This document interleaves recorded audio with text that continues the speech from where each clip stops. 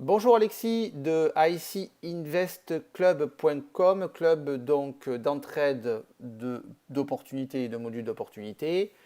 Donc ce club vous présente aujourd'hui un tutoriel consacré à Paysa qui est donc un e-wallet. Paysa, c'est très simple. Sachez qu'avant tout, pour s'inscrire, il suffit tout simplement de demander son lien de parrainage à la personne qui vous a fait découvrir Paysa parce qu'effectivement, il y a trois petits copecs à gagner en termes de parrainage. Donc autant utiliser le système de parrainage. Quand vous avez ceci, vous cliquez donc sur Sign Up. Vous allez voir que tout est écrit en français, donc c'est très très simple au niveau de Paysa. On choisit effectivement le pays où on se situe. Donc là, c'est la France et on va choisir le compte qui est un compte personnel, ce n'est pas un compte affaires. Là, on va effectivement mettre la civilité, donc nom, prénom, c'est ce que je vais faire. Une adresse mail qui est très importante, puisqu'effectivement, cette adresse mail va être utilisée pour pouvoir recevoir de l'argent ou transférer de l'argent. Cet email est aussi comme votre numéro de compte bancaire. Donc c'est un petit peu comme le système PayPal, on donne son adresse email donc pour pouvoir recevoir ou envoyer de l'argent. Voilà, quand ceci est fait, donc j'ai fait valider. Là, effectivement, il me met en gros, en gras, mon adresse email. Et là, je vais logiquement recevoir donc sur mon adresse email un nouvel email où il faudra que je clique sur le lien pour activer mon compte et donc aussi valider mon adresse email. Voilà, donc je viens de cliquer sur mon adresse email. Et donc maintenant, on va continuer à valider ce compte en le complétant par rapport à des informations supplémentaires que demande Paysa. Donc comme vous pouvez le voir, tout est écrit en français. Donc il suffit de suivre l'évolution pour pouvoir donc valider ce compte. On va cliquer donc sur compléter l'installation du profil. Voilà, ils disent quelques laïus. On va commencer. Donc on va choisir le travail que j'effectue. On sauvegarde. On met donc l'adresse. On dit bien que je suis citoyen français. Je pourrais très bien vivre en France mais être citoyen d'un autre pays. Je sauvegarde les données. Je mets un numéro de téléphone portable et je sauvegarde.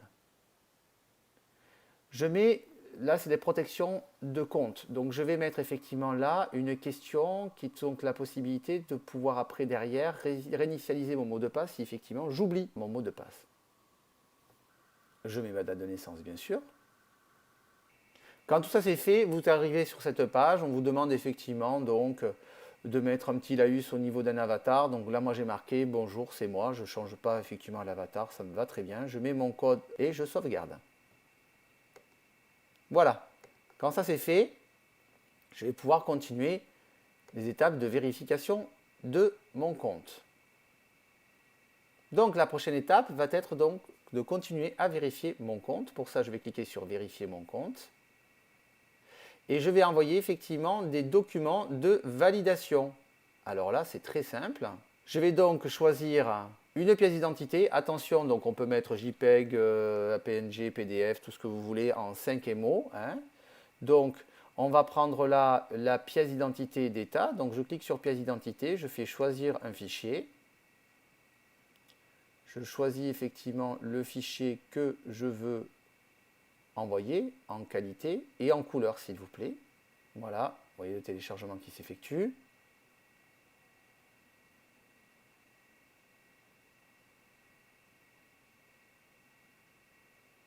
Vous voyez, donc ça y est, c'est téléchargé. Le fichier a été téléversé avec succès.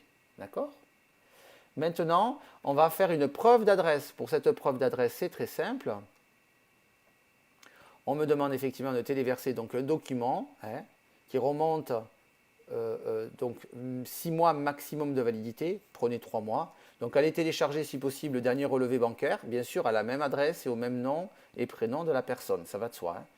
Donc là j'ai téléchargé moi effectivement un relevé bancaire en PDF, je clique sur relevé bancaire, je fais choisir un fichier, je vais choisir mon fichier, je l'ouvre, vous voyez il est en train de télécharger, voilà. Là, normalement, il y a écrit le fichier a été téléversé avec succès. Quand ceci est fait, je clique sur suivant. Et là, j'arrive sur une nouvelle page où je clique sur envoyer. Et effectivement, là, j'ai confirmation de mon envoi et donc de 4 à 5 jours ouvrables pour donc, le traitement du document. Nous allons donc continuer pour valider son compte et tout simplement valider sa carte bancaire ainsi qu'un compte bancaire. Pour cela, c'est très simple. En tout cas, moi, c'est la méthode que j'ai trouvée. On va cliquer sur ajouter des fonds. Quand on clique sur ajouter des fonds, vous allez voir que là, vous avez carte de crédit, bank account. Donc, cliquez sur carte de crédit. Et là, effectivement, il va falloir donc noter toutes les informations de votre carte de crédit. Nous allons valider effectivement la carte bancaire. Pour ça, donc, il faut mettre toutes les informations requises. Donc, nom, prénom, ça c'est déjà fait, numéro de la carte bancaire, la date d'expiration, ainsi que effectivement la monnaie utilisée sur votre carte bancaire. Pour nous, c'est des euros, mais ça peut très bien être une carte en dollars ou en dollars canadiens ou en livres sterling pour les Anglais. Voilà, donc c'est parti pour les informations de la carte bancaire. Voilà, quand ça c'est fait, vous cliquez bien sûr sur suivant.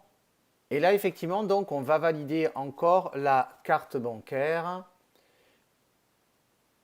puisque vous arrivez sur une nouvelle page où il y a écrit validation de la carte bancaire qui est en vert. Donc, cliquez dessus et là, vous arrivez donc sur cette nouvelle fenêtre. Sur cette nouvelle fenêtre, donc, il vous demande de télécharger un relevé bancaire avec bien sûr donc, toutes les informations liées à la carte bancaire. Attention, le même relevé que la carte bancaire. En PDF, moins de 3 mois. Donc là, c'est fait. Je vais donc choisir un fichier. Je le télécharge.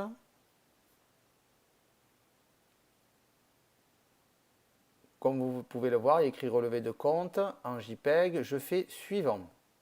Maintenant, vous arrivez toujours sur la même page où effectivement, on vous demande de télécharger une photo de votre carte. Donc là, c'est très simple. Il faut cacher tous les chiffres de la carte sur le recto, sauf les 4 derniers chiffres. Donc, vous voyez la photo à gauche. Et il faut donc télécharger aussi cette photo comme nous l'avons fait tout à l'heure pour les autres documents, le même système. Et il faut aussi après faire une photo du verso de votre carte comme ici, avec les 3 chiffres CVV cachés. Et là, effectivement, là aussi, il faut la télécharger et l'envoyer. Quand ça c'est fait, vous cliquez sur valider. Et là, vous attendez effectivement que Paysa ait validé votre carte bancaire. OK? Voilà, donc c'est terminé pour ce tutoriel pour aujourd'hui. Voilà, je vous souhaite une très bonne journée et je vous dis à très bientôt. Au revoir.